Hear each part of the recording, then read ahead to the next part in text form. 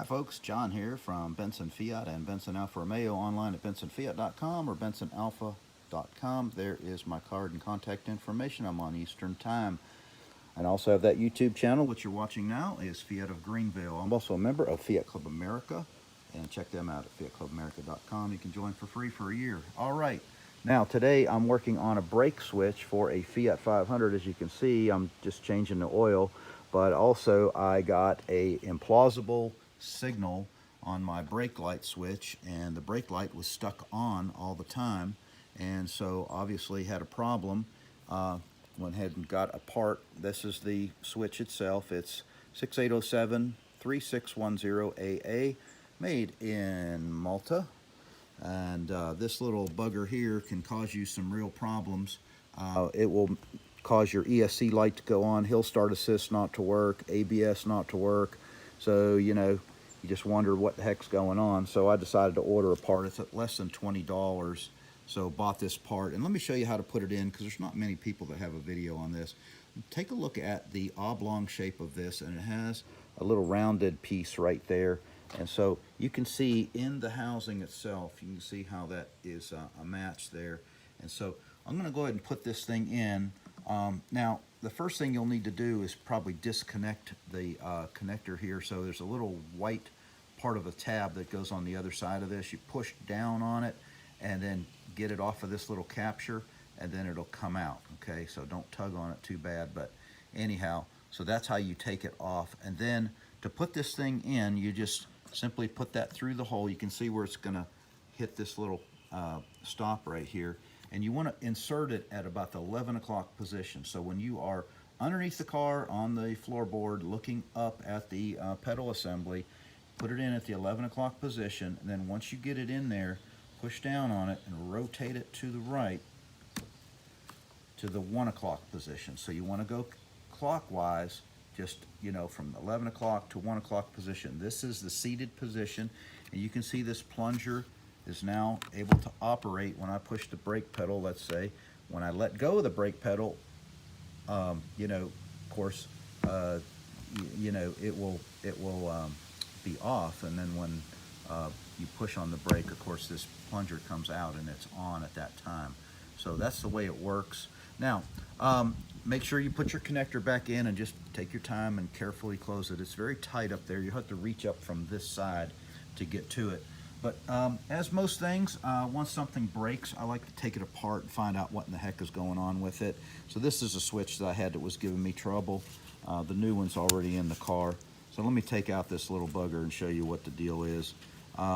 This is the way it actuates. You see the little copper, you know, stabs right there, and it rides along this edge inside the switch. They put a little bit of dielectric grease in there, and so, you know, I don't know why this thing went bad, but it did. And there's a spring right here. He says a long spring that holds the plunger in place and holds it back. So you can see this one is this one still functions, but I don't know why it went bad. But anyway, that's all there is to these things, and I don't recommend cleaning them. I mean, for less than $20, just get another one and put it in there. Anyway, so that's how it goes back together, and it has a little slide. I guess you could, if you didn't have one, you could try to bend those pins out just a little bit to get a little bit better capture, or file that slightly to get any junk off of there, or grease. You can see that's the pins. So anyhow, pretty easy install. And while we have this out, I want to show you, this is your clutch assembly right here. This is the little clutch switch assembly. I have in another video if you wanted to learn how to change that. This is the capture lock right here, and basically that locks it into position. It's a cheap little switch. When you push on the clutch, that little pin will move the switch in there and allow it to, you know, basically have the car where you can start it. When you turn the key, if you don't have the clutch in, it will not start. So that's why sometimes you'll have to replace that. But may I point out, while we're into this, one of the first things to do if you suspect this might be bad, go into the starter, go where the starter is, put the car up on ramps, On the driver's side, the starter is there in a kind of a horizontal position.